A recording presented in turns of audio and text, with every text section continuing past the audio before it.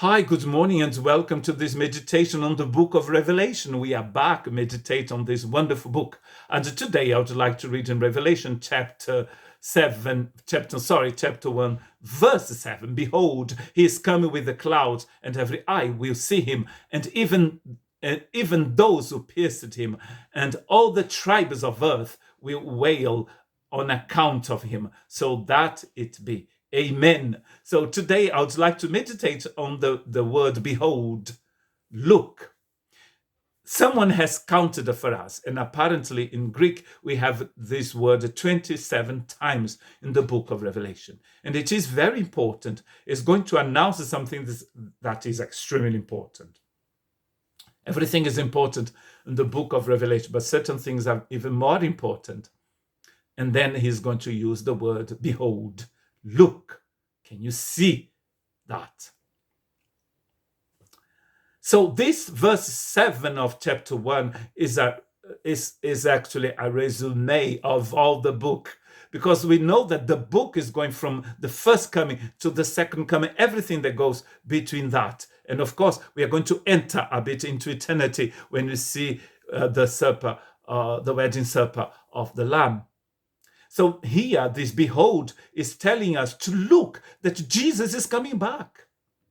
Another text in verse 18 of the same chapter 1 says, the living one, I was dead, but I am the living one. I was dead, but behold, I am alive for all time, and I hold the keys of death and of hate. Look, he's saying, I am alive.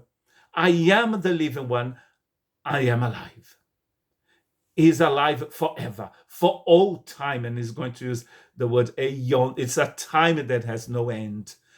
It's not a chronological time, it's an eternal time. He's alive forever. Look, can you see that Jesus is alive forever? Revelation chapter 5, verse 5, Then one of the elders said to me, stop weeping. Look, the Lion of the tribe of Judah, the Root of David, has won the victory so that he can open the scroll and its 7 seals. Look is the same word that is translated behold in chapter 1, verse 7, chapter 1, verse 18. Look. What do you have to look? You have to look that Jesus Christ is the only one who can reveal what is hidden. Maybe you don't know what's going to happen to you, to your life, to your family, to the world, to this planet, to the whole of the universe. Look, Jesus is revealing everything. He's the one who can open the book of your life, of your existence. He can reveal everything. Chapter 16, verse 15, behold, I am coming like a thief. Blessed is the one who stays awake and keeps his clothes at hand, so that he will not be caught naked and his shameful condition be seen. There is nothing worse for a Christian than to be naked. I'm not talking when you're having a shower. If you visit the area where I live, you're going to see that along the coast, there is always a place where people will be naked.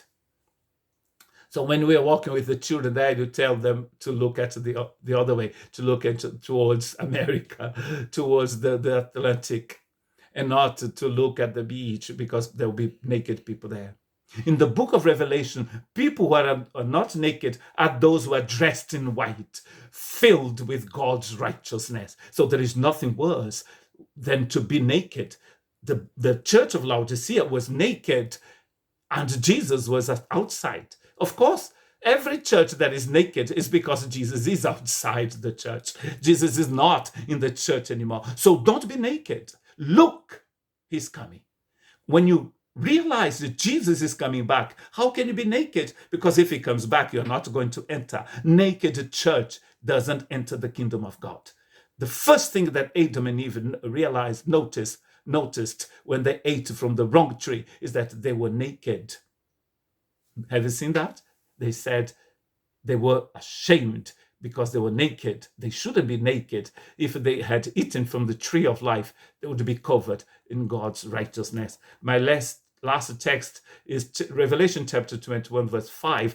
And the one seated on the throne said, behold, look, I am making all things new. And he said, write it down, for these words are trustworthy and true. Look, he's saying, I'm making everything new. Jesus wants to make everything new in your life. Can you see it?